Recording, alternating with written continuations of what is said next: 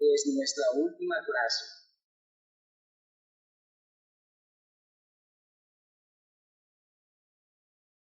Qué bueno es el Señor. Me confirmen si me están escuchando. Ok.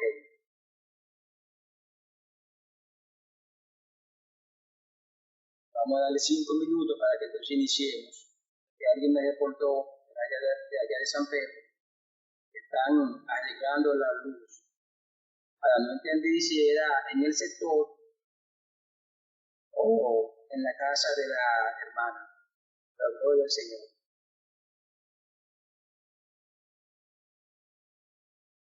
Voy a salir un momento de cámara, entonces cuando regrese a cámara, entonces iniciamos.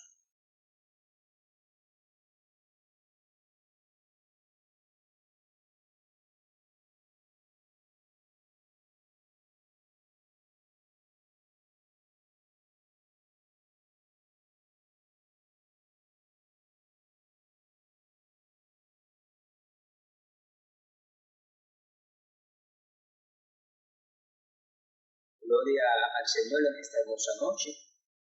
Nuestra gratitud al Señor que nos da la oportunidad una vez más de estar reunidos a través de esta plataforma. Como siempre imploramos la dirección, la guianza de nuestro Señor Jesucristo.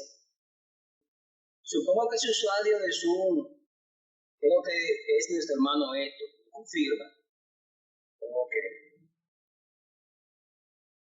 Como decía, esta es nuestra última clase de este programa.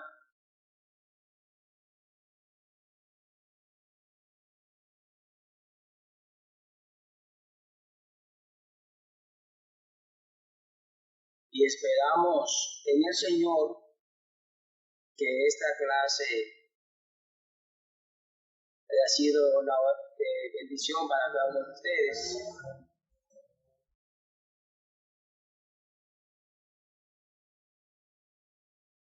Nuestra oración e intercesión a favor de nuestra hermana Darling, que está afectada de salud.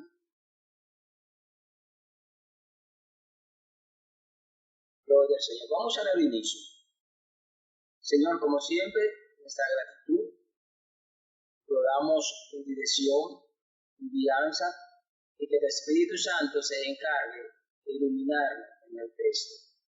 En el nombre de Jesús. Antes de iniciar, me gustaría saber si alguien se anima a hacernos una recapitulación de los principales puntos que hasta el momento se han trabajado. Yo sé que hay mucha información en poco tiempo, pero no tenemos, como dicen, no tenemos de otra. Dios bendiga a nuestro hermano Francisco. Gloria al Señor. Entonces pasemos ya de manera formal a nuestra presentación de las materias. Que tenemos en pantalla: apologética, como había dicho, homilética, literatura del Nuevo Testamento, seminario de la historia de la Iglesia y sociedad, Iglesia y política, ética cristiana y por último el ser humano y su contexto. Son las diferentes materias que estamos trabajando. Sin embargo, no sé si ustedes recuerdan que había dicho en la clase pasada que hoy iba a abrir con la materia del ser humano y su contexto. En ese sentido, yo quiero basarme básicamente en lo que sería el plan de redención. Eso es lo que vamos a estar viendo, eso es lo que vamos a estar trabajando. Y no sé si alguien, antes de que entremos a desglosar ese punto, le gustaría, por lo menos en 40 segundos, hablarnos algo del plan de redención que el Señor elaboró a favor del ser humano. Si alguien se anima, esta hermana Darle. Siempre suelo decir que los puntos más simples en las escrituras se convierten en lo más complejo de interpretar. Guardando distancia, es la misma situación que pasa con los evangelios. Me explico. Cuando vamos a los evangelios, no tenemos la misma perspectiva que cuando vamos al libro de Apocalipsis o cuando vamos, por ejemplo, al libro de Ezequiel. Decimos no, porque en Ezequiel hay mucho simbolismo. En Apocalipsis también hay mucho simbolismo, mucho lenguaje figurado. Y la gente ya de manera anticipada va programado, entendiendo de que son dos libros, tanto el de Ezequiel como el de Apocalipsis, por su estructura, por su tipología que utilizan, que son complejos para interpretar. Pero cuando la gente va a los evangelios, dice, bueno, que los evangelios son un lenguaje más llano, más preciso, no usan tanto simbolismo, no usan tanto lenguaje figurado, exceptuando, por ejemplo, en los casos de las diferentes parábolas. Y la gente va con esa confianza. Sin embargo, cae en el grave error que muchas veces los libros más simples de deber de interpretar se convierten, o los libros más simples que aparentemente lo ponemos en ese renglón, al final son los libros más complejos de interpretar. Digo más complejo porque la gente en la mayoría de los casos no usa muchas herramientas. Eso mismo pasa con el plan de salvación o el plan de redención, que la mayoría de las personas, imagínense, desde antes de llegar a la iglesia ya se está escuchando acerca del plan de salvación, acerca del plan de redención, mucho antes de llegar a la iglesia. Es decir, que en cierta medida, en cierto modo, las personas suelen ya ir a la iglesia cuando va a hacer conversión o después de haber hecho conversión con cierto conocimiento acerca del plan de redención. Y esto, en cierto modo, es beneficioso. Pero ¿cuál es la problemática? Que como ya vamos con este conocimiento previo, eso nos conlleva muchas veces a no tener una interpretación como más profunda, más acabada, lo que implica el plan de redención. Por ejemplo, si usted le pregunta a la mayoría de las personas qué fue lo que Adán le cedió al enemigo, ¿sabe? Muchos van a decir que le cedió que sea del mundo. Muchos le van a decir. De hecho, un gran alto porcentaje tiene esta concesión. Dios bendiga a nuestro pastor Roble. Qué bueno. Amén, mi hermano. Entonces, decía, y si hacemos una encuesta, le preguntamos a la mayoría de las personas en la iglesia sobre qué fue lo que Adán le cedió al enemigo, una gran parte, y puntualizo, un alto porcentaje de seguro que diría que le cedió ser dueño. Sin embargo, cuando nos detenemos a hacer un análisis detallado de varios puntos del plan de redención, número 1, el origen del plan de redención, número 2, básicamente las consecuencias de la caída del hombre, y de manera específica, ¿qué fue lo que Adán le cedió al enemigo? Nos vamos a dar cuenta de que en ningún momento la Biblia establece, ni de manera directa ni de manera indirecta, de que Adán era dueño de lo creado con relación al mundo físico.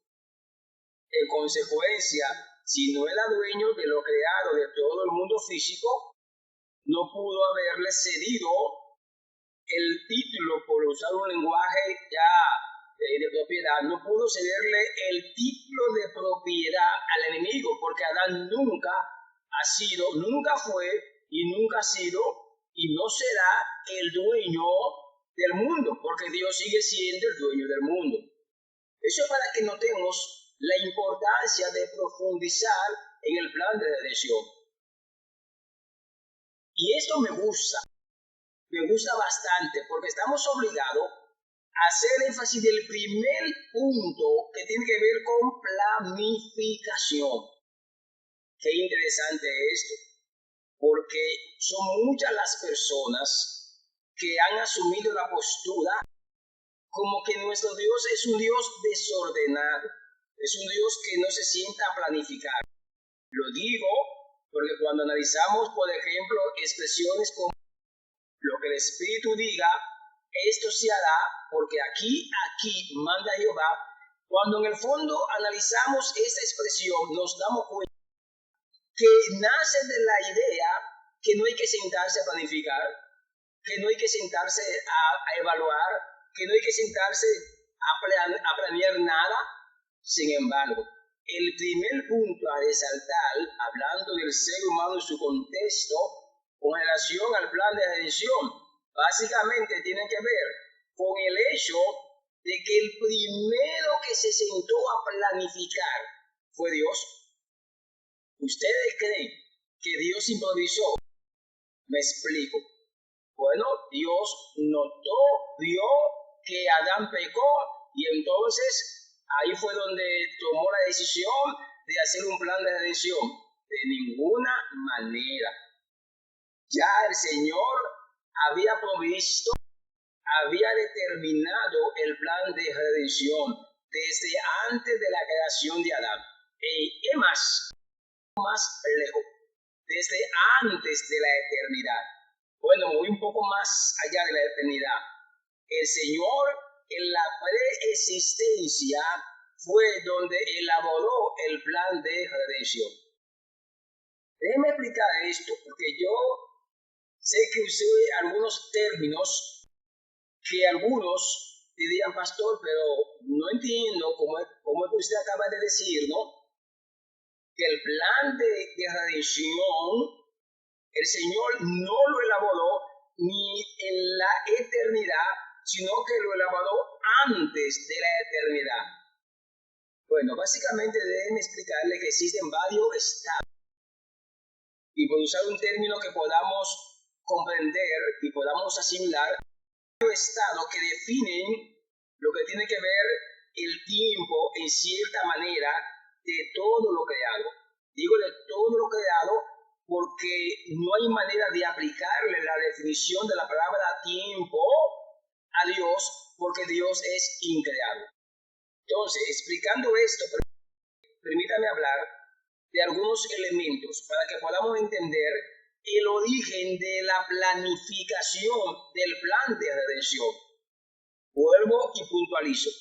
El origen del plan de redención o de la planificación del plan de redención no fue en el momento cuando Adán y Eva pecaron. No fue en ese instante. Ahora, dirían algunos, pastor, termine de explicarme porque quiero entender si no fue en el momento cuando Adán peca, ¿cuándo fue? Bueno, hablemos rápido. Hablemos de cronos, hablemos de kairos, hablemos de eternidad y hablemos de persistencia. De esos cuatro elementos para que podamos entender lo que trato de explicarle a la luz del texto sagrado. Inicio de menor a mayor. Digo de menor a mayor, entonces sería con cronos. Yo sé que todos estamos de acuerdo que cuando hablamos de cronos, estamos hablando del tiempo que se puede contar. Todos, cronología. Estamos hablando de días, semanas, meses, años. Estamos hablando de ese tiempo. Ahora, cuando vamos al libro de Génesis, nos vamos a encontrar con una tremenda realidad. Y es la siguiente. Y es que en el día cuarto, dice la Biblia, es cuando el Señor hace las grandes lumbreras, hablando sol y luna, para que se encarguen de establecer el cronos, es decir, el tiempo que se iba a contar. Y a partir de ahí es que ahora podemos decir, pasó un día, 2, 3, pasaron las semanas, los meses y pasan los años. Es decir, que el tiempo fue introducido para el hombre, para el ser humano. Y a partir de ahí ya tenemos esta primera división. Ahora, cuando hablamos de Kairos y Cronos se relacionan, pero no es lo mismo. En esencia, ambas palabras no implican lo mismo, porque la palabra Kairos tiene que ver con el tiempo oportuno, es decir, es cuando Dios determina cuándo va a interrumpir en el tiempo Cronos, es decir, en el tiempo del hombre, para manifestar o establecer su propósito. Eso es lo que se llama Kairos de Dios. Continúo, ahora voy con lo que tiene que ver con eternidad, para que podamos entender que el plan de redención, esa planificación, no tuvo origen en el momento cuando Adán y Eva pecaron. Cuando hablamos de eternidad, todos estamos de acuerdo. Dios bendiga a nuestro hermano Vladimir. Amén, amén.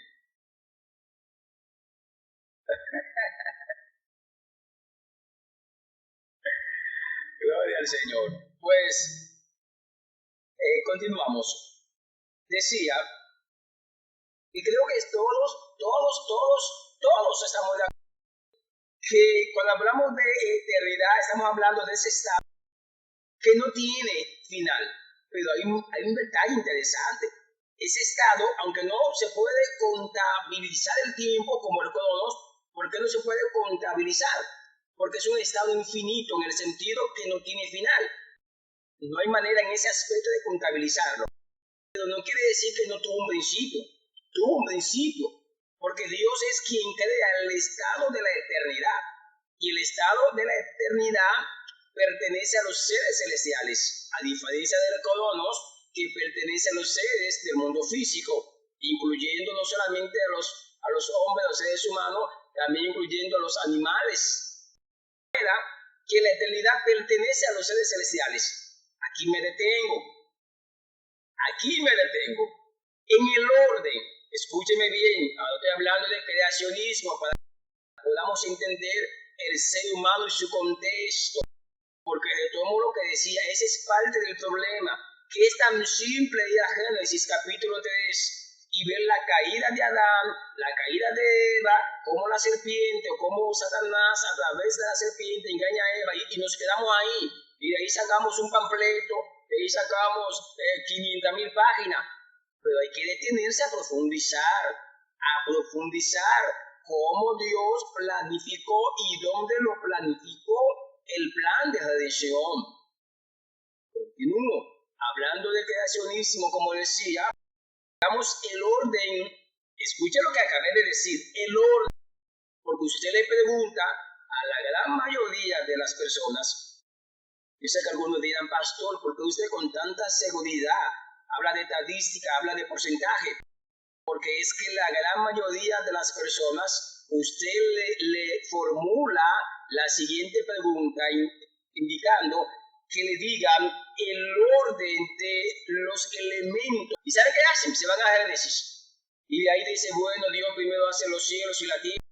Pero un problema, yo estoy hablando de la creación.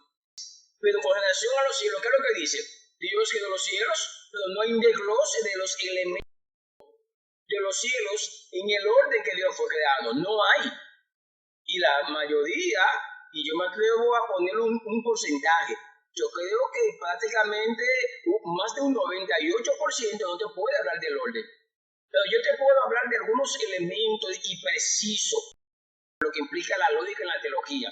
Y en ese orden de los elementos que Dios fue creando, ¿sabe cuál fue el primer elemento en la lista de la creación? Que se va a sorprender. Le dirá, pastor, los ángeles, no fueron ellos.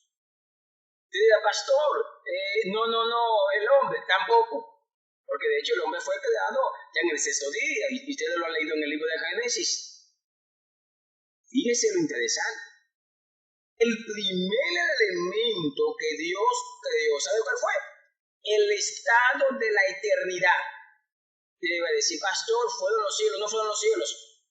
Primero Dios crea el Estado. ¿Por qué digo el Estado? Porque el estado de la preexistencia es el estado que implica que Dios siempre ha existido en sí mismo y que Dios es increado. Y en ese contexto, entonces, para Dios poder colocar las criaturas, en este caso, hablo de los diferentes seres celestiales, independientemente de su rango o jerarquía, sean príncipes, sean, en este caso, ancianos, sean querubines, sean serafines, independientemente de, primero Dios debía crear el estado de la eternidad, porque el estado de la preexistencia ningún ser creado lo puede habitar. Escuche lo que estoy tratando de explicarle. Ningún ser creado puede habitar el estado de la preexistencia, porque la preexistencia en ese estado está manifestado de manera plena todos los elementos o atributos, si usted quiere llamarle, infinito, ilimitado de Dios. En este caso, del Hijo y del Espíritu Santo. Por eso es que Dios primero debe de hacer el estado de la eternidad. Y una vez que Dios hace el estado de la eternidad, el segundo elemento en la lista de la creación, ¿sabe cuál fue? La casa. La casa, ¿cuál casa? Porque usted le en uno los cielos. Los tres cielos no fueron hechos juntos. Y en ese mismo orden numérico, cuando Dios hace el tercer cielo, que es su hábitat, es su morada, en ese tercer cielo Dios crea todos los elementos que eran propios de ese tercer cielo, incluyendo los seres celestiales. Tomando esa idea, Dios primero crea el estado de la eternidad y luego de ese estado crea el tercer cielo, y ahí es donde Dios empieza a crear todos los elementos, y de esos elementos que Dios crea en el tercer cielo únicamente podemos hacer mención de algunos, únicamente, en este caso los seres celestiales. Y bueno, ¿y qué más podemos decir? Porque Pablo dice de cosas, bueno, que eran difíciles de expresar. Hizo los ángeles o los seres celestiales. ¿Qué más? Bueno, hizo todo lo que era el engranaje de ese altar, que posteriormente le muestra un modelo a Moisés, para que Moisés, de acuerdo al tabernáculo que estaba en los cielos, hiciera el tabernáculo terrenal. Pero fuera de esos elementos del tabernáculo y dos de los seres celestiales, tenemos más pistas en la Biblia de los demás elementos para completar lo que era la casa del tercer cielo. Y luego viene el segundo cielo. Bueno, ya explicando esto, ¿qué pasó? Vuelvo a la palabra planificación. Que el Señor, la preexistencia, es donde se siente y planifica. Oiga bien, planificó todo lo que iba a crear, y dentro de esa planificación entra el plan de redención. Aquí vuelvo y me detengo. A veces es cuesta arriba, mis hermanos, es cuesta arriba cuando personas quieren presentar a Dios como un Dios desordenado, como un Dios que vive improvisando, como un Dios que mañana dice, bueno, mañana voy a hacer tal cosa porque el día anterior me falló esto. O que dice, bueno, ahora voy a quitar a fulano porque aquel no me dio la talla. No, Dios es organizado, señores. Lo vemos en el plan de redención. Lo vemos en su plan para salvar al hombre. Lo vemos en los pasos que se fueron explicando para que posteriormente viniera Jesús para redimir a toda la raza humana. De manera que lo primero que sigo señalando es planificación. Aquí nos preguntamos, ¿qué planificar? ¿Qué planificar? Planificar no es más que organizar, no es más que ver la fortaleza, las debilidades, las oportunidades, las amenazas, o como algunos dirían, lo que sería el modelo FODA. Y eso fue lo que hizo Dios. Dios evaluó todo. Ahora bien, por favor, no me formulen la pregunta que siempre la gente suele hacer, diciendo, pastor, si el Señor sabía que el ser humano iba a pecar, ¿por qué lo creó? Interesante. Siempre que me la formula, yo me limito a decir, antes que usted me la formule, lo siguiente. Hay cosas en las cuales la Biblia ni de manera directa ni de manera indirecta nos da cierta luz. Y esta es una de ellas.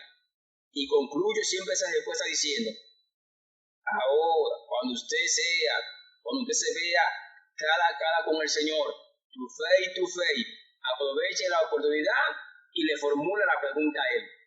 Porque es un riesgo especular en ese aspecto porque no hay pista en la Biblia. A veces hay ciertos detalles o cierto destello de luz sobre un punto específico, pero en este caso no hay. De manera que concluyo la parte de la planificación. Tenemos que planear, aunque no es el punto, porque más adelante, que cuando hable de iglesia, o mejor dicho, cuando hable de ética ministerial, que es lo que voy a tocar, porque la semana pasada hablé de la ética en el ministerio. Hoy pienso tocar rápidamente la ética ministerial. Entonces, ¿qué implica esto? Que tenemos que aprender como personas del ministerio a planificar. No podemos improvisar. No podemos, permítame enlazar de apologética con eso y enlazar hermenéutica, o debo decir homilética, que tiene que ver con la predicación. Como predicadores no podemos ir a un púlpito a improvisar. No podemos pararnos un púlpito. De hecho, hay personas que a veces suelen decir, voy a predicar hoy donde habla la Biblia. Excelente, perfecto. Pero no podemos improvisar como predicadores, maestros y aún más como pastores que dirigimos personas. No podemos improvisar como pastores. Tenemos que tomar el ejemplo del plan de redención, donde Dios no improvisó. Ustedes creen que Dios improvisó y dijo, ya Adán y Eva pecaron, yo le voy a hacer ahora túnicas de animales, de piel de animales, y lo voy a vestir. No, y eso estaba establecido en el plan de redención, señores. Ya eso estaba establecido. De manera que antes de continuar con el ser humano y su contexto para hablar de algunas de las consecuencias de la caída de Adán, porque no quiero basarme mucho cómo fue que Adán fue persuadido, porque ya el día pasado hablé de ello. Pero quiero tocar un punto, antes de hablar de las consecuencias, que rara vez se toca. Y me refiero en ese contexto al que tiene que ver con la interrogante. ¿Cómo es posible que Satanás poseyera a la serpiente? ¿Cómo es posible? ¿Cómo lo hizo? Pero antes de tocar ese punto, me gustaría saber si alguien tiene algún comentario, algún aporte. Aleluya. Antes de darle la palabra a Francisco, permítame, mi hermano, responderle a la licenciada. Licenciada, fíjese, lo primero es el texto. Jesús había dicho a los discípulos que cuando estuvieran frente ¿a dónde? Al concilio, gobernadores y reyes, que no se preocuparan lo que iban a hablar, porque el Espíritu Santo le iba a ¿qué? Le iba a recordar, ¿cierto? Es el texto. Luego hay otro texto que dice que no se le ponga bozal al buey que te diga. Son dos textos y el otro es abre tu boca que yo te la llenaré. Son los tres textos básicamente que la gente suele apoyarse para dar a entender de que no hay que planificar. Pero vamos a separar las cosas. Primero es que cuando Jesús le está hablando a los discípulos con relación al Nuevo Testamento, no había nada escrito. Con relación al Nuevo Testamento, no había nada escrito. Y recuérdese que los discípulos iban a ser llevados, Jesús se lo había dicho ya de manera profética, ¿por causa de qué? Por causa del mismo Jesús, por causa del testimonio de Jesús, por causa de la resurrección de Jesús. Entonces, ellos no tenían hablando de un apoyo textual como usted y yo hoy tenemos el Nuevo Testamento para tomar de ahí las palabras y comunicárselas a los reyes, gobernadores y el concilio. Por eso dice Jesús, el Espíritu le va a... Porque Jesús dio tantas informaciones que iban a necesitar la ayuda, la intervención del Espíritu Santo. Ese punto. Otro es que esos dos pasajes restantes han sido sacados fuera de su contexto, porque bozar al buey que trilla, creo que Pablo es que utiliza esa expresión, si mal no recuerdo. El punto es que se está refiriendo no al hecho de la intervención del Espíritu Santo, sino al hecho que cuando un animal estaba trillando, déjeme ilustrarlo, se le amarraba un bozal al animal y una soga y iba dando vuelta porque estaba el otro extremo de la cuerda amarrado en un tronco, pero en forma circular para que el animal pudiera dar vueltas. Entonces iba pisando, pero el dueño que le ponía un bozal para que el animal no comiera. Pablo toma esto como ilustración, no para dar a entender de que no hay que planificar. Concluyo con los ministerios. Efesios 4:11 habla de 5 ministerios. ¿Cuál es el problema? Que, por ejemplo, tenemos el ministerio de maestro, para ser más específico. ¿Qué sucede con el maestro? El maestro tiene que estudiar las escrituras porque va a enseñar.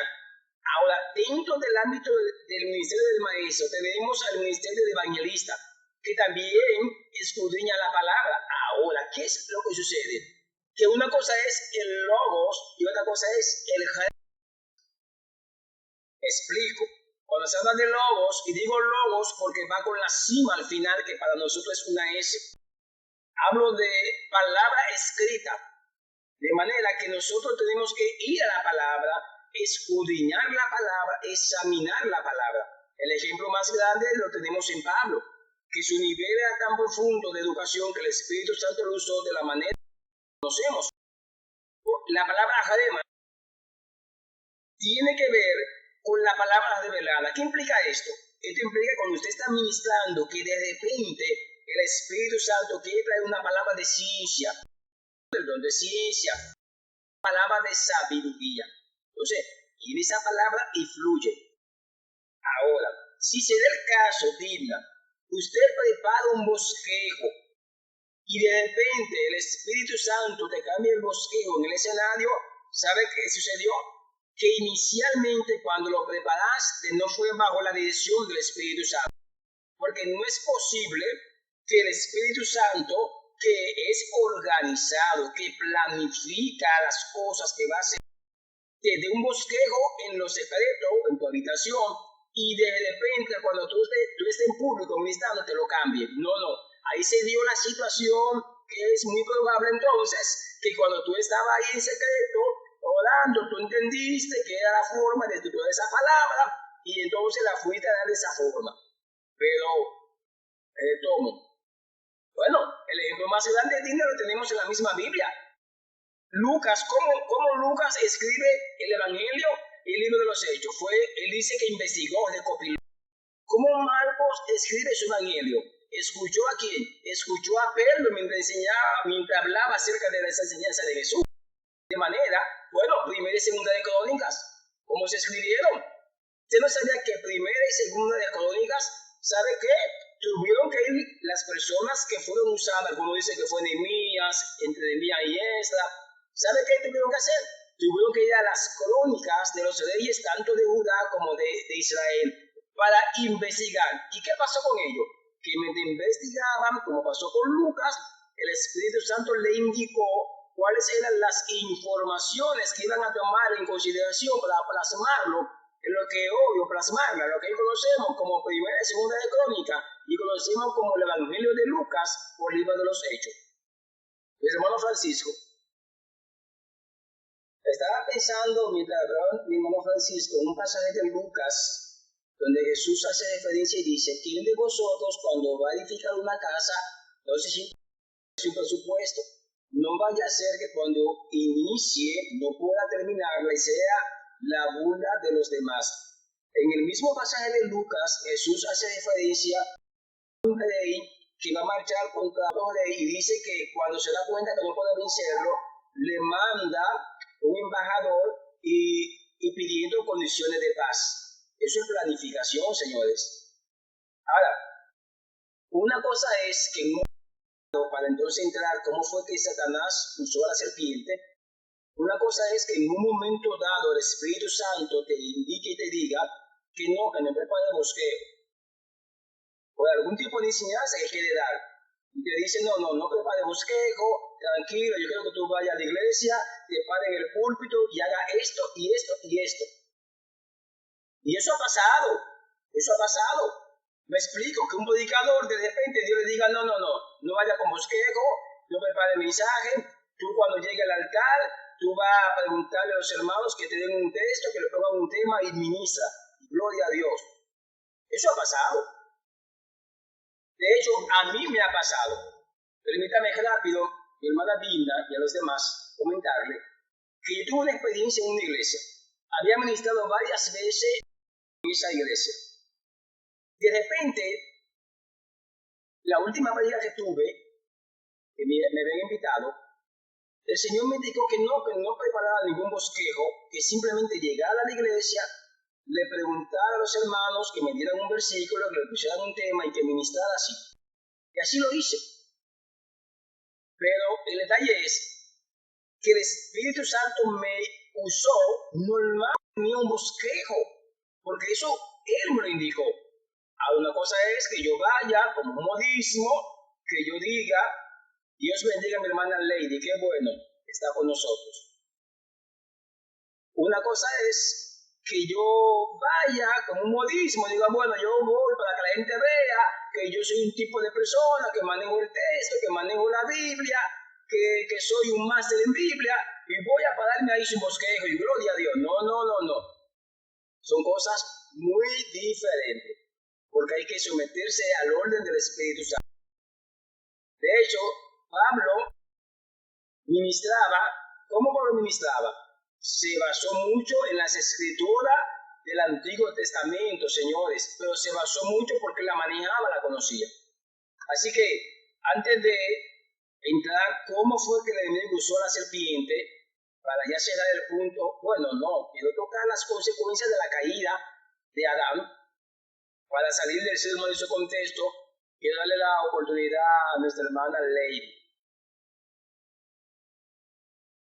Fíjese por qué quiero tocar ese punto. No sé si ustedes han notado que trato de tocar detalles que no son muy comunes. No sé si lo han notado. No me gusta como estar repitiendo lo que ya las personas manejan y conocen y es de dominio público.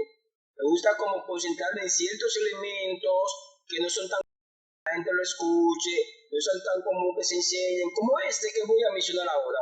No es común explicar cómo fue que Satanás usó la serpiente. No es común. La mayoría dicen, bueno, el enemigo usó la serpiente, pero ¿cómo lo usó? ¿Cuál fue el mecanismo? ¿Cuál fue la metodología que utilizó? Dios bendiga a mi hermano Ramón. Y eso es lo interesante. Para entender esta gran verdad, primero tenemos que comprender dos cosas. Número uno, la clasificación de los seres celestiales. Número dos, que de acuerdo a su clasificación pueden realizar o no ciertas funciones. Tenemos que entender dos cosas. Número uno, clasificación de los seres celestiales.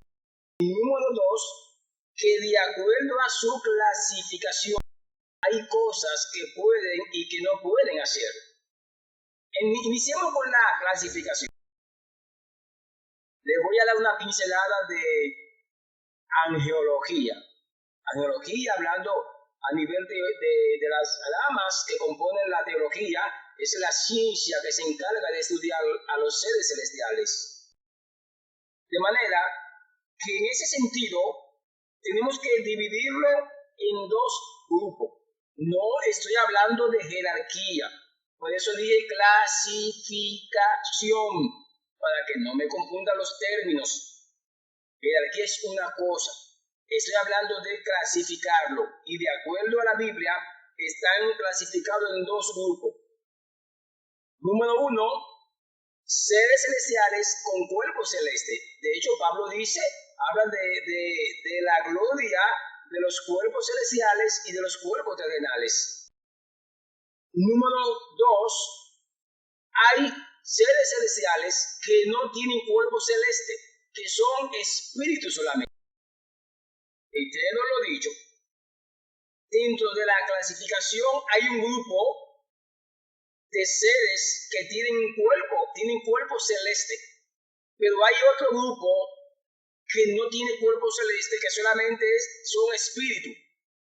Y en ese contexto sí podemos hablar tímidamente de jerarquía, porque los que tienen, dentro de los que tienen cuerpo celeste, tenemos los príncipes, entre ellos tenemos a Miguel, tenemos los querubines, tenemos los serafines, tenemos los 24 ancianos, que no voy a entrar en detalle aquí, que algunos dicen que no son, que son seres celestiales. No es el punto. El hecho es que usted diría, pastor, ¿de dónde usted saca la información? Eso es simple. Fíjese, un espíritu no tiene forma porque es incorpóreo. Sin embargo, ¿por qué se habla de los querubines que tienen forma? De acuerdo a Primera de Reyes, capítulo 6, versículos 23 en adelante. De acuerdo a Hebreo, capítulo 9, habla de los querubines. Incluso Reyes da una descripción más amplia de la forma de los querubines. Si habla de que tienen forma, entonces porque tienen cuerpo celeste. Entonces, de manera que aquellos que tienen cuerpo celeste es porque tienen forma. Ahora, permítame enlazar el punto de que hay funciones que los que tienen cuerpo celeste pueden y no pueden hacer. Nuestro punto en cuestión, que es cómo el enemigo usó la serpiente, voy solamente a mencionar un punto que puede y un punto que no pueden hacer. Fíjese, los que tienen cuerpo celeste pueden personificar. Hablando en el área de monología, entonces lo aplicamos a lo que tiene que ver con personificación. ¿Qué es una personificación?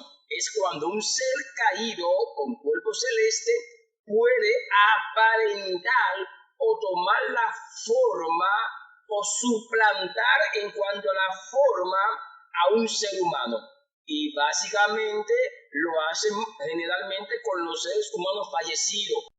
Eso a veces dice alguien, mira, mi abuelo me salió, mi abuela me habló, mi tatarabuela, que hace tantos años que murió, que no la conocí, me salió, me habló tal día, me encaminó, porque son seres caídos con cuerpo celeste que tienen esa capacidad de personificar, ya sea alguien del mundo físico, sea un animal, sea un ser humano o cualquier objeto material.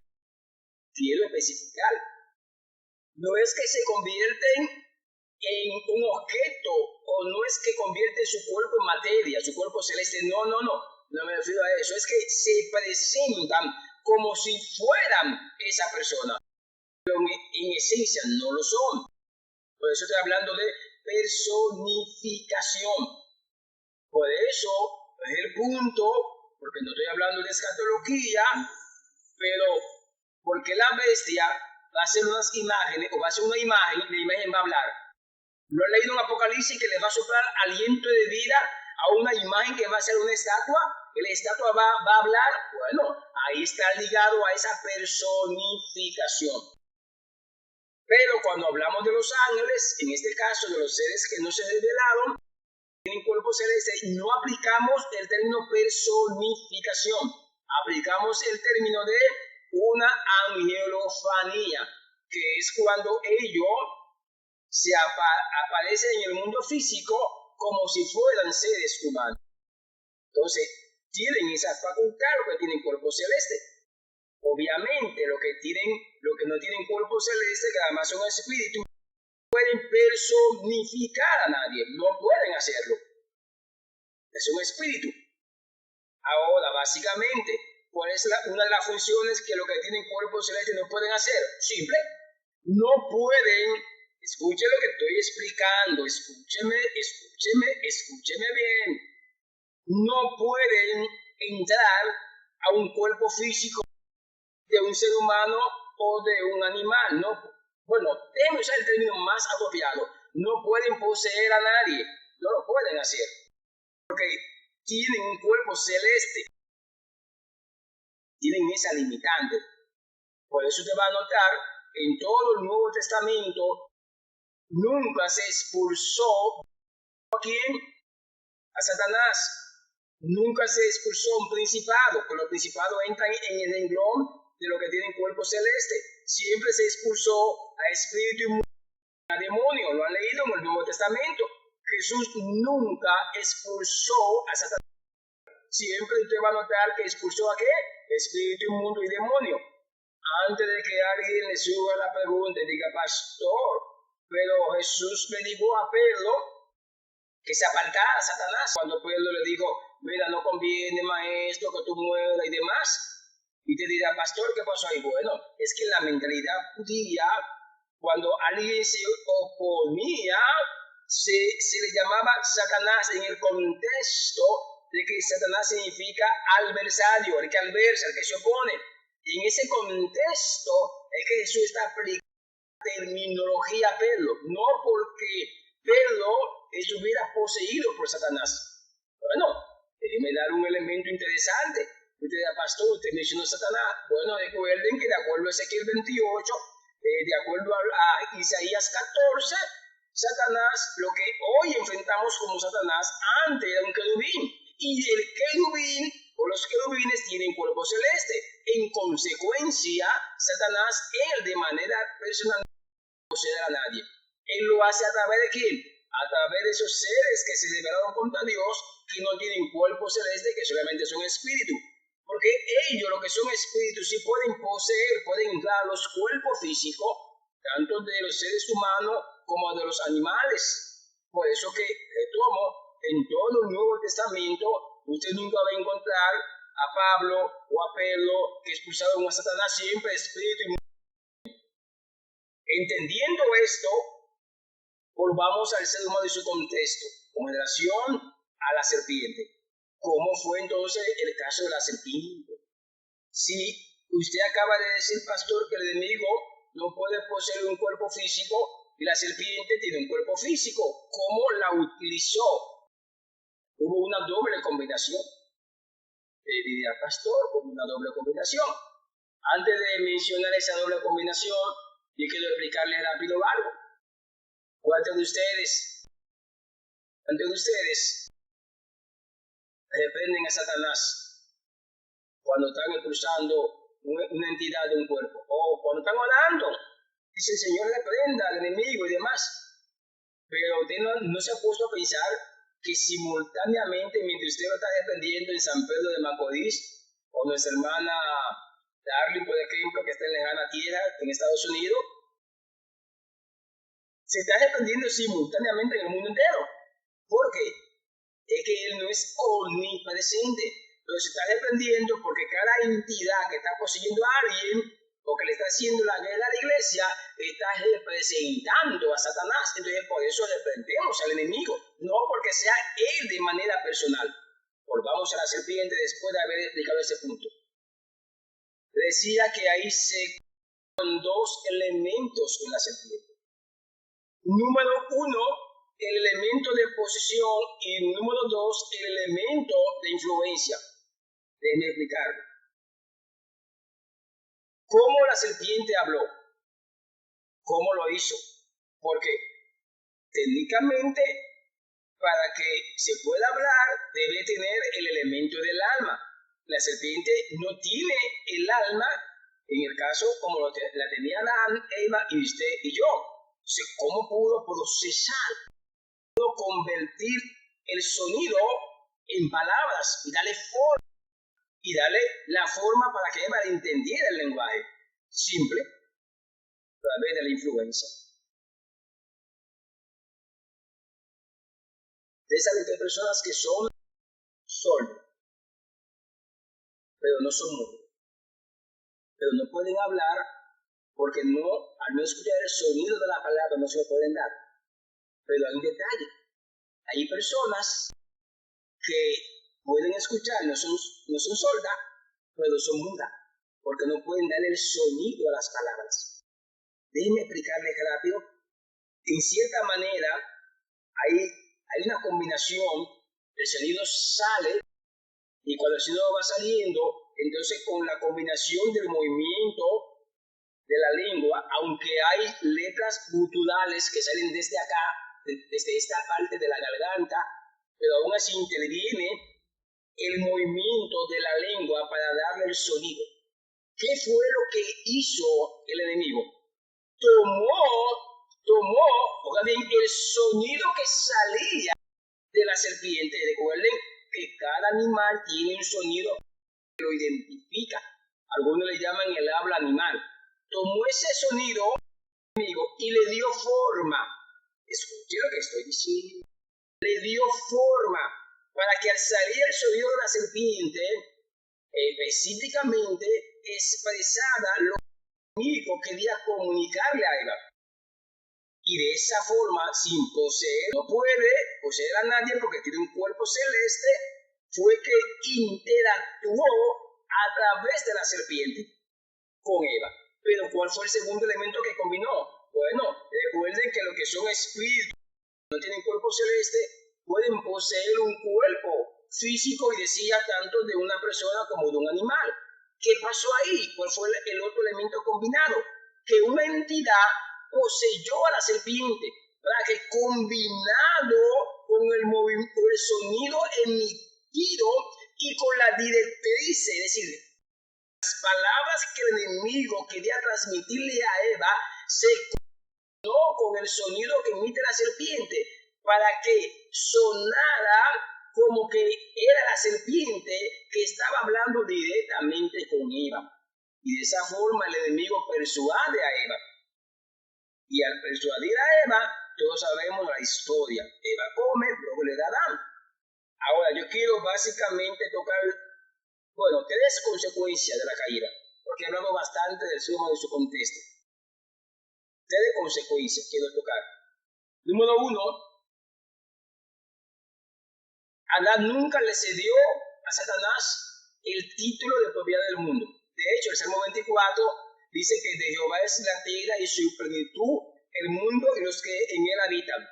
Es decir, de acuerdo a la estructura administrativa del Génesis, o de la mayordomía cristiana en el Génesis, Adán tenía la administración tanto del Edén como del mundo físico en su momento. El mundo físico, de toda la creación, porque si hablamos de toda la creación hay que hablar del primer cielo, hay que hablar del segundo cielo y demás. Estoy hablando de la tierra, estoy hablando, para que nos entendamos, del globo terráqueo, estoy hablando. Entonces, ¿qué fue lo que hizo Adán? Le cedió la administración de lo que él administraba, no el título de propiedad, porque Dios es el dueño absoluto de todas las cosas. Aparte de esto, otra consecuencia, que hubo una ruptura entre Adán y Dios, es decir, esa comunión que no tenía, era ininterrumpida, fue fraccionada, fue coartada, fue quebrantada. Pero otra cosa, Adán iba perdiendo su hogar. ¿Y cuál era el hogar? El Edén. Hay más consecuencias para mencionarla.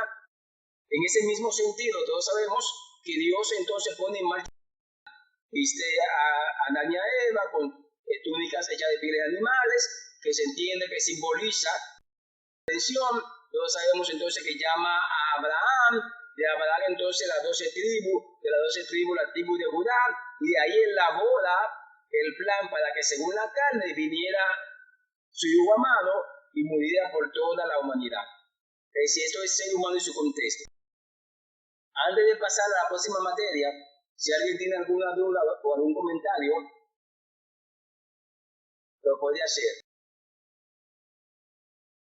Vamos a apologética. Yo voy a enlazar apologética con, en este caso, con homilética. La voy a enlazar. Ahí está homilética y también habla de apologética de manera simultánea. Apologética, homilética, porque se relacionan. Y así podemos dar paso a la siguiente materia. En el sentido de la apologética, déjenme empezar primero con apologética. Y ahí mismo la relaciono con homilética. Vamos a ver. Ok, gracias, mi hermana Lara. Ahí por la asistencia de que nadie tiene ninguna pregunta. Entonces, continúo. Como voy a hablar de ambas materias, déjenme ponerlo en pantalla completa. Ok, ahora sí. Entonces decía, en el caso de la apologética, voy a basarme rápido dos cosas, la antítesis y la conclusión. En el caso de la homilética, ahí mismo voy a enlazar dos elementos, las subdivisiones y la conclusión. Aunque se relacionan. Empecemos con la antítesis. Básicamente no hay que elaborar cuando se elabora la tesis una antítesis, pero generalmente yo acostumbro cuando doy la materia de apologética, claro, a través de esta plataforma no lo voy a hacer, sino cuando la doy presencial, siempre haciendo que los estudiantes trabajen la antítesis, porque la antítesis tiene un propósito fundamental y es resguardar, como yo le llamo brindar, proteger, fortalecer nuestra tesis o nuestra defensa. ¿Por qué tiene este propósito simbólico? Que en fin, se puede resumir como fortalecerla, la defensa.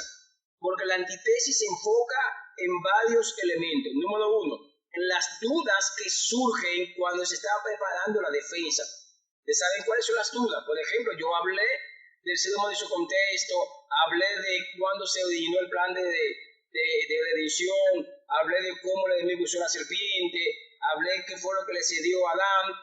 Noten que generalmente concluyo diciendo, ¿hay alguna duda? ¿Hay alguna pregunta? ¿Hay algún aporte? Porque la duda y pregunta son diferentes. Las dudas lo que tiene que ver es que usted como que no entendió muy claro lo que el profesor indicó o lo que el maestro o lo que se estaba estableciendo. Eso pasa con la defensa. Cuando usted está escribiendo, usted está preparando su contenido, de repente le surge una inquietud y dice, oye, ¿por qué tal cosa? ¿Y por qué, por ejemplo, y por qué Adán pecó? ¿O por qué Adán le hizo caso a Eva? Son dudas. ¿Qué usted hace? Usted toma esas dudas y las va anotando. Porque ¿cuál es la finalidad? Que usted esas dudas le dé después, que las resuelva. Porque se puede dar el caso que en el escenario de la defensa, cuando usted esté abordando su tema, alguien le surjan las mismas inquietudes o la misma duda que usted y le formule las preguntas. Pero como ya usted trabajó esas dudas, de manera confiada y con buenos argumentos le puede dar respuesta. Otro elemento que tome en cuenta la antítesis son las aparentes contradicciones. ¿Qué es una aparente contradicción? Bueno, voy a poner un caso. Vamos a poner un caso. Con el ser humano y su contexto, que ahí es que estamos. Pastor, pero a mí me surge, hay una aparente contradicción. Usted acabó de decir que Satanás no pudo haber poseído a la serpiente, pero en el Nuevo Testamento el Señor le dijo a Pedro, apártate de mí, Satanás. Entonces quiere decir que Pedro estaba siendo poseído por Satanás. ¿Notaron esa aparente contradicción? Por eso hay que darle respuesta. ¿Notaron que yo mencioné esa aparente contradicción cuando hablé de la serpiente, hablé de posesión y expliqué qué era lo que significa? Jesús le dijo a Pedro, apártate de mí, Satanás. Eso mismo pasa en cada tema que usted está estudiando, está preparando. Esa aparente contradicción, es decir, que la Biblia aparentemente en otra parte está diciendo lo contrario. Usted tiene que resolverla, porque se puede dar el caso que alguien pregunte cuáles son esas contradicciones. ¿Qué otro elemento toma en cuenta? Aparte de las dudas, aparte de las aparentes contradicciones, cuenta los antecedentes. Me explico. Sabe que cuando hablamos de antecedentes, nos referimos a informaciones que previamente ya otros han desglosado sobre el tema en cuestión. Por ejemplo, sigo hablando de Adán. ¿Cuánta gente a veces ha dicho, bueno, que Adán y Eva estaban pegados? Pegado que Eva estaba pegada de Adán y Dios lo que hizo fue que la separó. Yo tomo ese argumento y me preparo porque puede ser que alguien que haya leído ese antecedente, no algún, alguien que lo haya leído, es probable que me formule esa pregunta. Por eso es la importancia de la antítesis. La antítesis no es para usted leer, es para usted ver cuáles son los puntos que tiene que fortalecer en su defensa.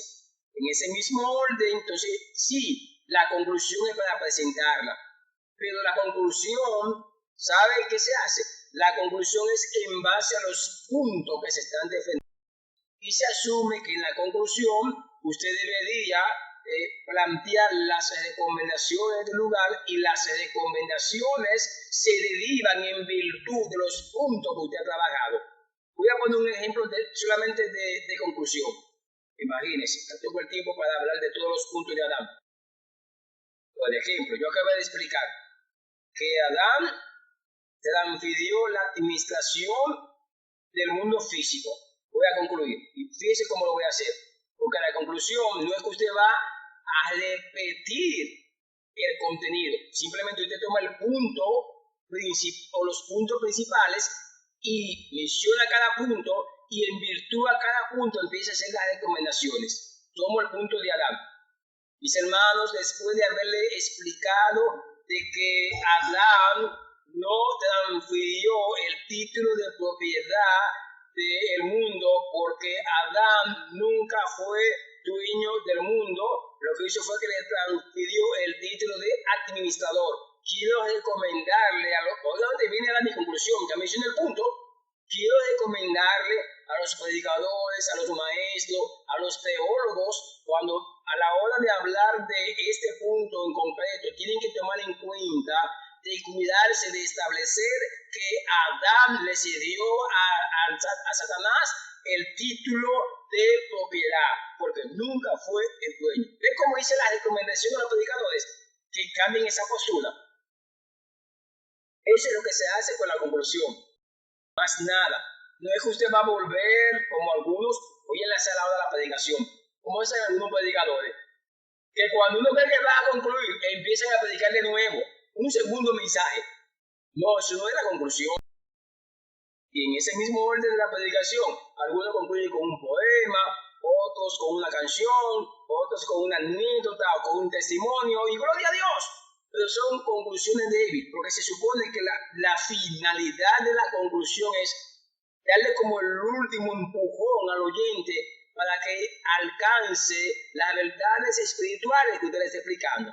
Me explico. Usted se cansó de decirle a la gente que Adán pecó, que Adán cayó, que Eva persuadió a Adán, que mira cómo Adán agarró y comió del árbol cuando Dios le habló que no comieran. Ya, usted duró tal vez 20, 25 minutos hablando de esto. Y la conclusión no es para usted señalar el pecado. La conclusión es para usted señalar la medicina. Oído a los predicadores que me están escuchando y viendo por Zoom. La conclusión no es para usted señalar el pecado, no es para señalar el mal, es para presentar la medicina, la solución. Esa es la conclusión con una predicación. Pues para otra cosa. De manera que ya vimos la conclusión en la predicación, la enlacé con la conclusión de la apologética, pero me falta un elemento con relación a la homilética, y ese es el elemento de las subdivisiones. Importante. Así como los puntos principales que la semana pasada lo mencioné, cuando tomé como punto de partida el tema ¿quién es el tema quién es Jesús? O conociendo a Jesús y el título ¿quién es Jesús? Según lo que establecimos 3 puntos principales, Él es el camino, Él es la verdad, Él es la vida. Les recuerdo esos 3 puntos principales. Entonces, decía la semana pasada que los puntos principales para explicar, en este caso el título o el tema, pero las subdivisiones es para explicar cada punto principal. Me explico. Cada punto principal debería tener mínimo 2 subdivisiones, máximo 3. El mismo proceso. Dimos el punto principal en una pregunta, empezamos a dar la respuesta, únicamente seleccionamos las 2 o 3 respuestas que nos ayuden a explicar de manera efectiva ese punto principal. Por ejemplo, convertir el punto principal que Jesús es la verdad. Pregunta, ¿por qué Jesús es la verdad? Bueno, rápido puedo decir, porque él es la palabra. 2, porque Él es el Hijo de Dios. 3, porque Él es verdadero, igual que el Padre. ¿Notaron cómo ya yo expliqué? Agarro cada una de esas subdivisiones, la explico, la desarrollo, y al desarrollarla, automáticamente queda explicado el principal. Dado que es simple, que es sencillo. Por eso concluyo la parte de la homilética diciendo, cuando un predicador hace un buen bosquejo, no va a tener que depender de la muletilla, no va a tener que estar rellenando, porque el mismo bosquejo le va a proveer, claro, bajo la dirección del Espíritu Santo, le va a proveer de suficiente información para desarrollar la predicación. Antes de pasar a la próxima materia, que sería en este caso literatura del Nuevo Testamento, que solamente ahí nos queda la parte de Apocalipsis, que es el libro profético. Me gustaría saber si alguien tiene alguna duda, comentario o pregunta.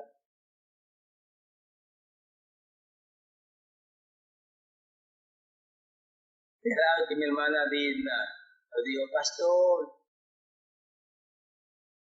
todo está claro. Ok, entonces está en pantalla, literatura.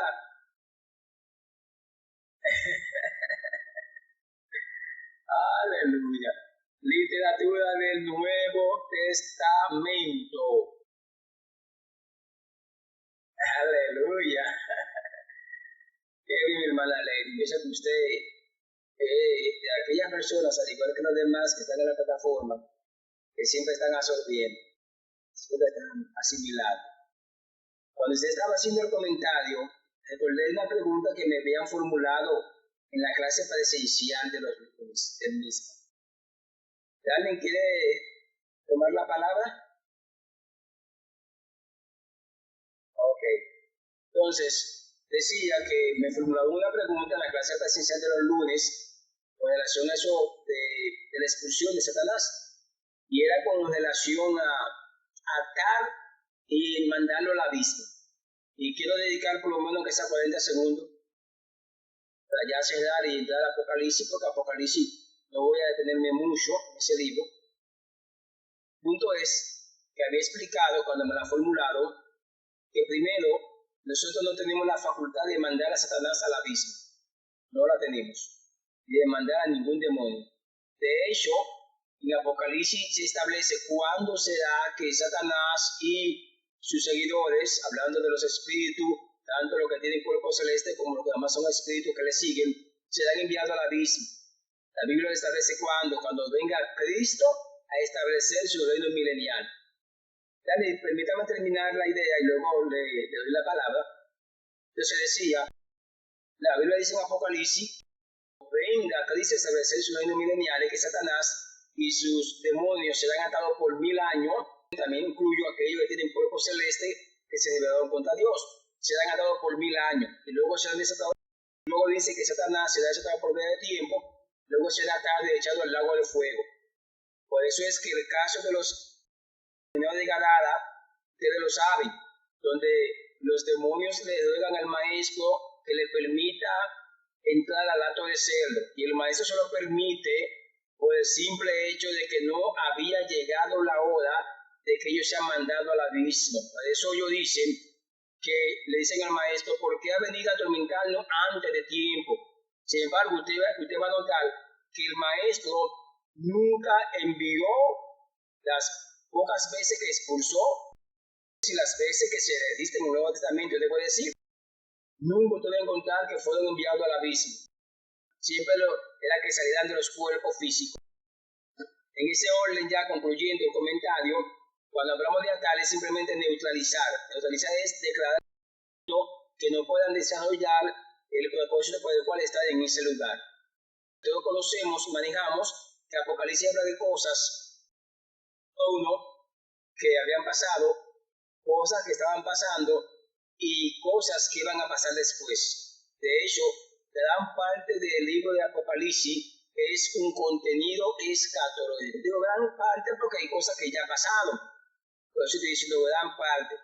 Sin embargo, es importante notar que la complejidad de Apocalipsis radica en el hecho, en el tipo de lenguaje que utiliza y la combinación del tipo de lenguaje, porque usa lenguaje figurado, simbólico, pero también usa lenguaje literal. Entonces muchas veces hace una mezcla en el mismo capítulo de estos tres tipos de lenguaje y por eso se torna un poco difícil manejarlo. De ahí la importancia de cuando vamos a estudiar el libro de Apocalipsis, que de hecho es el único libro profético en el Nuevo Testamento.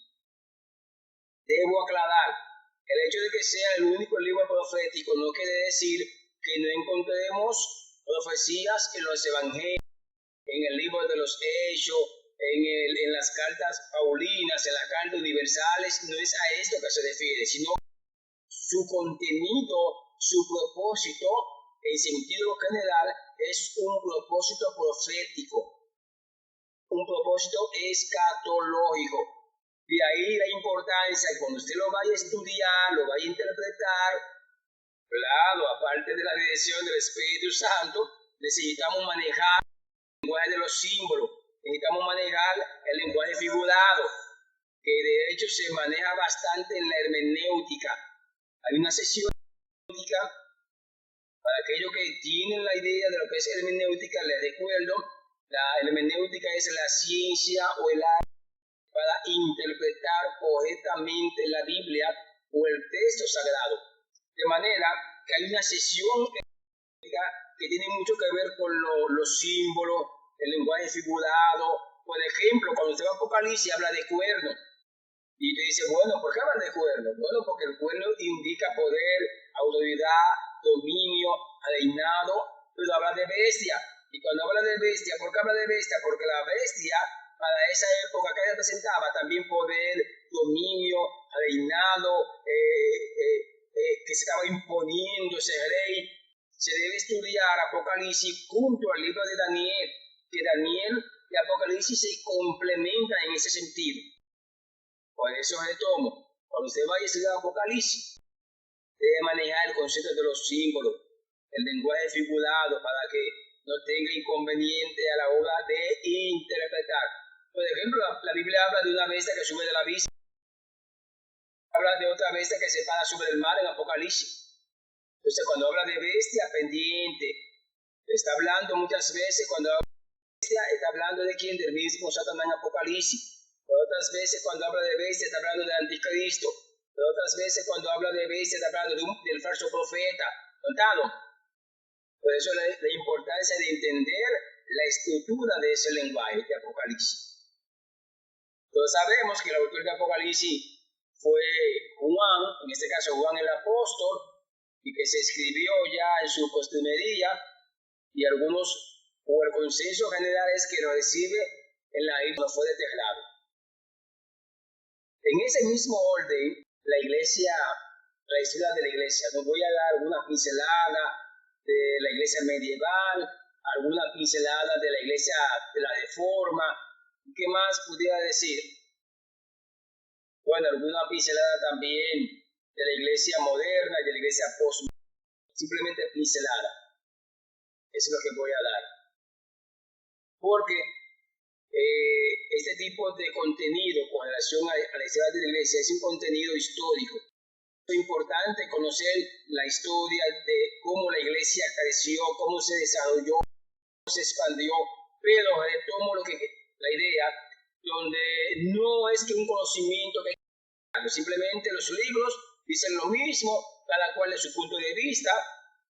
Por ejemplo, cuando usted va a leer la etapa medieval, le van a decir que medieval es porque es el nombre que se le da a los siglos comprendidos desde el quinto hasta el siglo XV, por eso es medieval, medieval de algo antiguo, de algo viejo.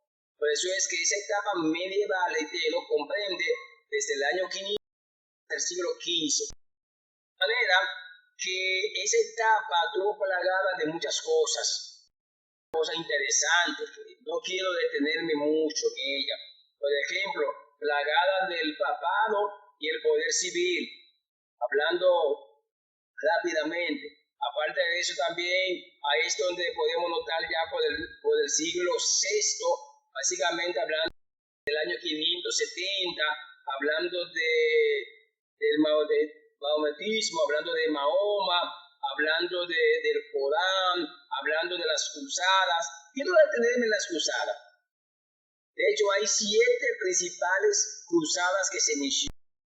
Y sabe que la cruzada no era más que recuperar la Tierra Santa. Digo la Tierra Santa porque ustedes recordarán que entonces Mahoma se convierte en un revolucionario y en un profeta y empieza a conquistar gran parte de la tierra, y la iglesia, bajo, entre comillas, bajo la bandera de recuperar la Tierra Santa, empiezan las cruzadas. Y usted sabe qué pasaba en la cruzada, donde a través de las armas, es decir, había muerte, saqueo, destrucción, supuestamente para recuperar el terreno que la iglesia había perdido.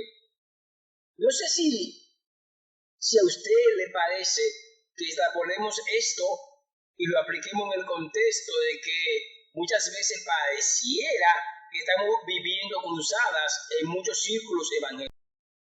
Digo cruzada porque se ve una lucha mortal, una lucha cuerpo a cuerpo, donde este grupo le tira los trapitos al sol al otro grupo, donde este grupo se levanta contra el otro, en fin, es como que si estuviéramos hablando de esas cruzadas. Simplemente quería dar la idea. También ahí es donde surge la Santa Inquisición. Estoy hablando de la iglesia medieval, la Santa Inquisición, donde ya ustedes saben lo que estaba pasando, donde había represión, donde, por mencionar un caso, el tercer concilio, por ejemplo, de Letrán, hablando del 1170, decretó la persecución de los herejes. ¿Ustedes saben cuáles eran los herejes, no, verdad? Los herejes que no estaban alineados con el credo de la iglesia. Ustedes saben el caso de la Reforma de Martín Lutero, que viene antes de los hermanos Wesley, como le mencioné. Ustedes saben que la Reforma se debió a la depravación de la iglesia, se debió también a la situación de que se estaba vendiendo la salvación. Ustedes saben todo eso más que yo. Yo creo que lo saben porque, díganme, ¿quién no ha leído de la Reforma? Todos los años es prácticamente el mismo esquema, la mayoría de las iglesias que nos hablan de octubre del 1517, cuando Martín Lutero en la puerta clava las 95 tesis, en fin. Martín Lutero no buscaba dividir la iglesia, buscaba que la iglesia sea reformada y volviera a sus raíces. Pero lamentablemente, todos sabemos la historia, se divide la iglesia, y aquella fracción que sale de la iglesia, entonces se le llama inicialmente hereje, y luego se le empieza a llamar protestante. De ahí es que salimos usted y yo. Luego la etapa moderna es la etapa de los hermanos Wesley, de los movimientos misioneros, donde se empieza a expandir el evangelio a diferentes lugares donde no había llegado. Y la etapa postmoderna, algunos dicen que inicia ya en el siglo XX, siglo XIX, hasta nuestro tiempo, donde ahí surgen diferentes corrientes, como la corriente, por ejemplo, de la doctrina de la prosperidad, del ministerio apostólico, de la superfe, por ejemplo, de que no puede haber nadie, no puede haber pobre en la iglesia, de que no puede haber enfermo, una serie de movimientos. Duren ahí. Que decían, no voy a detenerme mucho en la historia de la iglesia porque es una historia que todos los años, cuando se está celebrando el mes de la Biblia, muy raro que no se hable de ella, muy raro. Entonces voy a continuar porque no quiero ser abusivo con el tiempo. Fíjense, iglesia y sociedad, yo sé de ese capítulo, porque hablé bastante la semana pasada y también de iglesia y política. Ya al fijar la posición de la iglesia, como iglesia, su naturaleza y su razón de ser en la dirección de ser sal y luz del mundo. Ya eso lo aclaramos. Quiero cerrar con ética. Esto sí, quiero cerrar con ética. Ustedes recuerdan que les estaba hablando de la ética ministerial y que la semana pasada hablé bastante de la ética en el ministerio. Aquí, cuando hablo de la ética ministerial, hablo de la administración, en este caso, de la administración de los dones. Interesante. Es decir, que hay un modelo tanto bíblico como conciliar, como de la iglesia para administrar los dones. Sin embargo, yo quiero antes de hacer una división de los dones, para que hablemos de la ética a la hora de administrarlo. Y ese que interesante.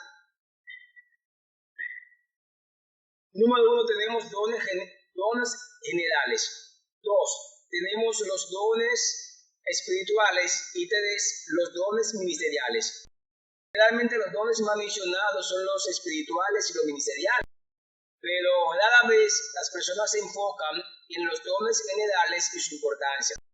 En ese sentido, por mencionar algunos, y rápido, tenemos el don de servicio, de enseñanza, el don de repartir, el don de presidir, el don de misericordia, el don de castidad y por último el don de administrar.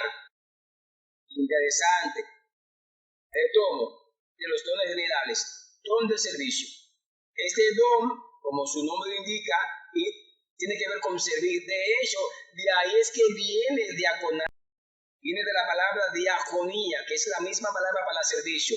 Ya ustedes saben cómo surge el diaconado a la altura del capítulo 6 del libro de los Hechos, donde dice el texto, las viudas de los griegos eran desatendidas y en consecuencia hubo queja. Sí, mi hermana Lady, tiene la palabra. Vamos entonces a explicar la diferencia. La primera es que hay muchas palabras en griego para dones, pero voy a mencionar las dos principales. Una es carisma, que significa regalo, la otra es carisma, otro la traducen como carisma, que es lo mismo, que significa dádiva o regalo. Ahora, ¿cuál es la gran diferencia? El talento, usted nace con esa virtud, usted nace con eso. Por ejemplo, hay personas que nacen con el talento de canto.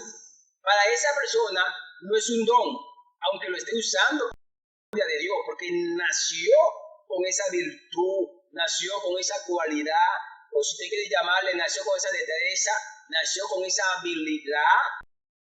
Por ejemplo, hay personas que nacen con la habilidad de memorizar bien las cosas, pero el que más se resalta es el del canto.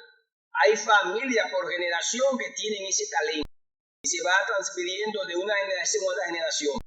En conclusión, la gente nace, el talento es que nace con esa virtud, nace con esa cualidad, nace con esa destreza. El don, por el contrario, usted no nace con ese talento, con eso, sino que, por ejemplo, el canto. Usted no canta, llega a la iglesia, viene el Señor y le da ese regalo, y de repente usted canta, pues es un regalo. De manera que lo que puede ser para alguien un talento, para otro es un don y viceversa. Porque el don es algo que Dios le está regalando, aunque alguien llega a la iglesia con ese talento y lo puede usar para la gloria de Dios. Esa es la diferencia. En síntesis, nace con eso, con el talento, con el don. Llega a la iglesia y Dios le da ese regalo para que usted lo use para la gloria y honra de su nombre y expansión de su reino. El de servicio, no estoy en desacuerdo con la forma, la manera como los diáconos ejercen sus funciones. Siendo bíblico, El origen del diaconado fue para servir. En este caso era servir a la mesa. El contexto de Hechos capítulo 6. Aunque posteriormente esas funciones o esa función se fue extendiendo, o se fueron agregando ciertos elementos. Pero estoy hablando inicialmente cuando tuvo origen la función del diaconado. Luego tenemos la enseñanza general, el de repartir. Me quiero con repartir. No hago énfasis tanto en la enseñanza porque todos lo manejamos. Oiga, hay personas que tienen una cualidad, tienen un don especial. De hecho, retomo lo mismo del talento. Hay gente que tiene ese talento de repartir, pero hay otros que cuando llegan a la iglesia, Dios les da ese don de repartir. Tienen esa capacidad, tienen esa cualidad, tienen esa destreza de repartir. Y usted lo pone a servir a la mesa, oiga, y todo el mundo se siente complacido. Tienen ese don o el talento. Sin embargo, señores, usted puede repartir a alguien que no tiene ese talento, ese don, porque puede ser que están los boyados por chile. Por ejemplo, en un viaje misionero, pongo a una gente a repartir que no tenga ese don, ese talento. Y de repente, alguien como yo, tan complicado para comer, se le acerca y le dice, mi hermana, disculpe, ¿cómo puede tener la bondad, la gentileza de cambiarme esa carne? ¿Sabe qué te dice? Si no tiene ese talento, ese don de repartir, te lava y te plancha. Dice, hermano, usted lo tiene en su casa. Hermano, usted es un viaje misionero, compórtese, coma, usted tiene que comer lo que le den y punto. Hay un talento para eso, mi hermano. Y ese talento, y ese don, en el caso que fue, hay una gracia. Y ¿sabe qué? Que aunque no te dé la carne que tú quieres, pero te lo dice de una manera, de una forma, que tú quedas complacido. Te dice, bueno, está bien, me voy a comer esa patica, me voy a comer ese cocote, pero gloria a Dios, porque la forma, la manera, como te lo dice, porque tiene esa gracia, tiene ese talento. Pero ay, Dios mío, cuando no hay ese talento.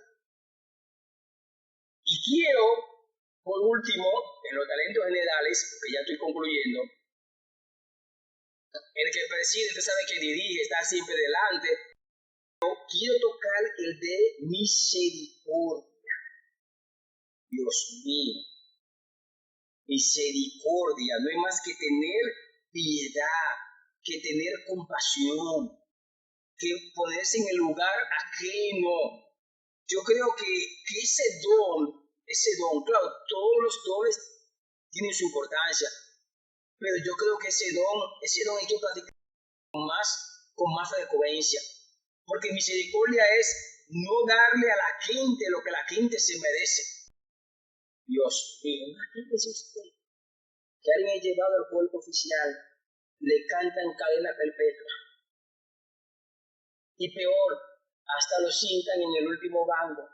Peor todavía, el domingo, lo primero que hacen es que dan el anuncio, hermano, y ustedes saben, el hermano fulano, hermana fulana, está en un proceso de disciplina, ya lo saben. Dios, ampárame. Dios, ayúdame. ¿Dónde está la misericordia? ¿Dónde está la misericordia? El que no tenga misericordia, hay un don que para eso. Y yo creo que el líder máximamente, el líder que imparte justicia en la iglesia, debería tener ese don de ser misericordioso. Debería. Dentro de ese mismo orden, entonces está el ministerial, ustedes saben, hablar lengua, género de lengua, interpretación de lengua, el de fe, milagro, sanidad, discernimiento de espíritu, palabra de ciencia y palabra de sabiduría. En fin, son 9 de profecía, son 9. Están los ministeriales, hablando de maestro, de apóstol. En este caso, apóstol, estoy hablando de ministerio apostólico.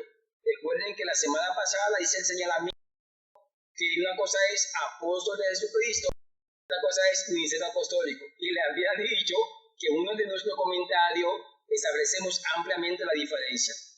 Entonces, en ese mismo orden, evangelista, profeta, maestro.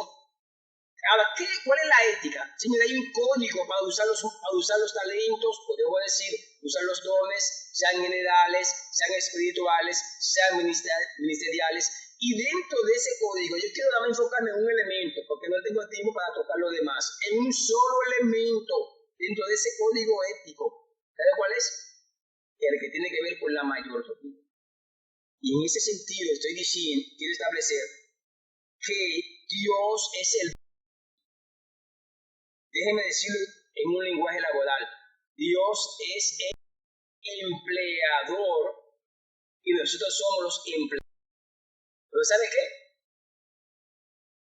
Cuando no hay ética para usar los dones y los talentos, los ministerios, no hay ética, pareciera que nosotros somos los dueños. Pareciera que nosotros somos los empleadores y Dios es nuestro empleado. Pareciera así. Nuestra hermana Lady. Ok. Lo voy a ir escribiendo en el chat, mi hermana. ¿Te parece? Lo déjeme usar la pizarra, que no lo he usado. Uso la pizarra. Sí, no he usado la pizarra. Déjeme hacer cambio. Lo voy a ir escribiendo. Ok, ya la tengo ahí en Q. Déjeme ir escribiendo. Le voy a poner primero dones generales. Y ahí debajo voy a poner los generales.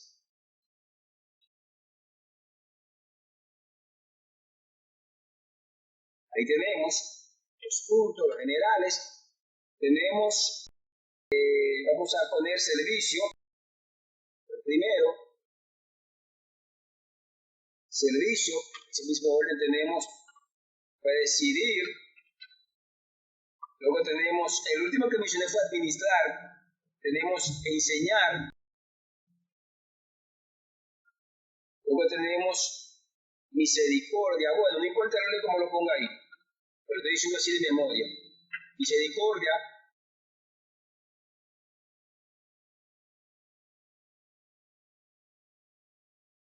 Misericordia. Luego hay uno de castidad, que no lo mencioné, que es el que nos da la capacidad en el aspecto sexual de cohibir, de practicar cosas impuras dentro del área como implica el término de la castidad. Entonces tenemos el de administración, que hay que administrar, que no lo mencioné, que es el que nos da la capacidad de gerenciar las cosas o dirigirlas. ¿Cuál más? De partir, que hice mucho énfasis de ese. Ahí están los generales. Ahora voy a ponerle los espirituales. Recuerden que esto es en vivo. Me disculpa si me tomo mi tiempo. Espirituales tenemos género de lengua. Tenemos interpretación de lengua. Tenemos, déjame ver, el de profecía. Tenemos el de fe. Luego de fe tenemos milagros, sanidades, que me falta, bueno, sí, palabra de ciencia, puse ya sanidades, palabra de sabiduría.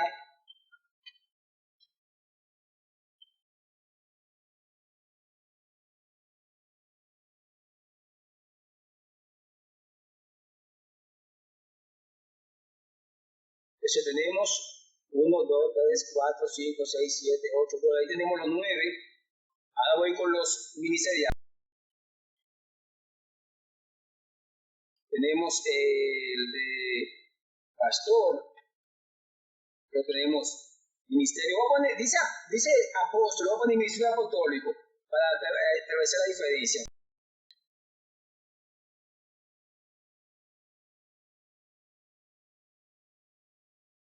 Apostólico, maestro, luego tenemos el de profeta, porque es el último. Okay. En el caso de los espirituales, déjenme ponerle la referencia. Primera de Corintios, Primera de Corintios 12, ten en cuenta ahí a partir del versículo 4 en adelante. Y en el caso de los ministeriales, déjenme ver, Efesios 4:11. En el caso de los demás, son muchas citas, por eso no la voy a... Déjenme ver si se la puedo copiar, la cita, sin tener que... Vamos a ver, bueno, copiarle una de cada... No sé si se la puedo copiar, para que la tengan como referencia. Sí, voy a copiarle una de cada una por lo menos. Ya estamos concluyendo. Voy copiando. Lo que voy a hacer es que se la voy copiando al lado.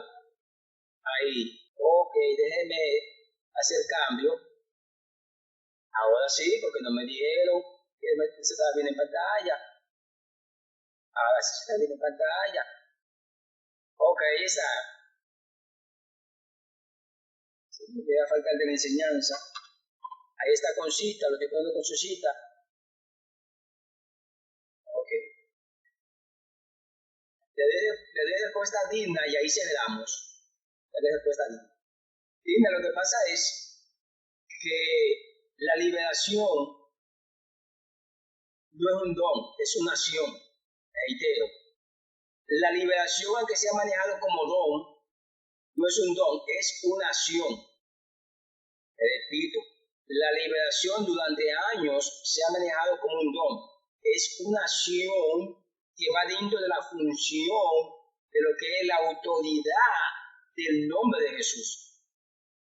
Por eso que siempre que dependemos, ¿cómo dependemos? ¿En el nombre de quién? En el nombre de Jesús. Entonces, la liberación es producto de la autoridad en el nombre de Jesús. Por eso que estoy diciendo que la liberación no es un don, es el resultado de una acción.